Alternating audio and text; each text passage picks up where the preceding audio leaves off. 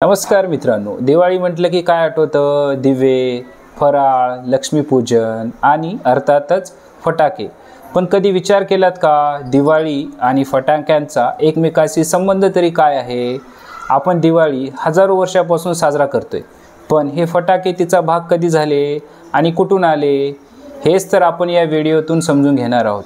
नमस्कार, मी बालाजी विचारवतू यूट्यूब चॅनलवर आपलं स्वागत करतो। मित्रांनो, आपल्या पौराणिक ग्रंथामध्ये दिवाळीचा अर्थ आहे आनंद, प्रकाश आणि शुभतेचा विजय। पण त्या ग्रंथात कुठेच फटाके किंवा मोठ्या आवाजाने सण साजरा करा असा उल्लेख नाही, कारण फटाके हे आपल्या संस्कृतीचा मूळ नव्हतेच। होय मित्रांनो, फटाक्यांचा खरा उगम झाला तो चीनमध्ये।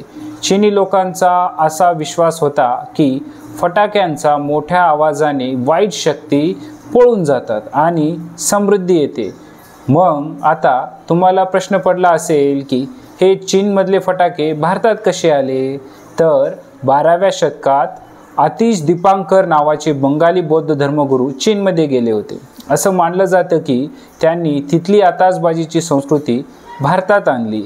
ऋग्वेदात निवृत्ती नावाची देवी आहे, ती दुर्भाग्य आणते म्हणून तिची पूजा करून तिला परत जाण्यास सांगतात।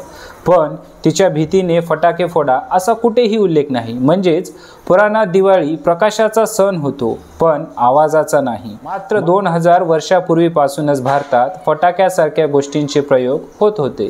कौटिल्याच्या अर्थशास्त्रात एका चूर्णाचा उल्लेख आहे, जे पेटवलं की लगेच ज्वाला उठायच्या। जर हे चूर्ण एका नळीत बंद केले तर तो फटाक्यासारख्या फुटायचा। बंगालमध्ये पावसाळ्यानंतर शेतात क्षारयुक्त थर साचायचे, हे दळले की पेट घेणारा पदार्थ तयार व्हायचा। त्यात गंधक आणि कोळसा मिसळला की तो अधिक ज्वलनशील व्हायचा। याचा उपयोग वैद्यकातही होत असे, पण फटाक्यांसाठी याचा वापर व्हायचा हा याचा पुरावा नाही। गन पावडर म्हणजेच स्फोटक दारू, याचा पहिला स्पष्ट उल्लेख 1270 मध्ये हसन अल रमाह या सीरियन रसायनशास्त्रज्ञाने केला आहे। तेव्हाच खरं विस्फोटक शास्त्र तयार झालं। 1526 मध्ये बाबर दिल्लीवर चालून आला। त्याच्या तोफांचा आवाज ऐकून लोधीच्या सैन्यातले हत्ती घाबरले। मग विचार करा, जर त्या काळी मंदिरात आणि शहरात फटाके फुटत असते तर हे सैनिक एवढे गोंधळले असते का? इतिहासकार प्राध्यापक नजफ हैदर सांगतात, फटाके मुघलांच्या आधीच भारतात होते। मुघलांनी त्यांचा वापर मोठ्या प्रमाणात वाढवला। लग्न, सण, उत्सवांमध्ये आताशबाजीचा भाग झाला। दारा शिकोहच्या लग्नात फोटोमध्ये तर लोक फटाके फोडताना दिसतात। फिरोजशहाच्या काळात सुद्धा आतिषबाजी प्रसिद्ध होती। हत्तींच्या झुंजीत किंवा शिकारीच्या वेळी फटाके वापरले जायचे। शत्रूला किंवा जनावरांना घाबरवण्यासाठी ही आतिषबाजी व्हायची। म्हणजेच दिवाळीचा आणि फटाक्यांचा संबंध धार्मिक नाही, तर तो ऐतिहासिक आहे। मित्रांनो, दिवाळी हा प्रकाशाचा सण होता, तो आणि काळानुसार आवाजाचाही सण बनला।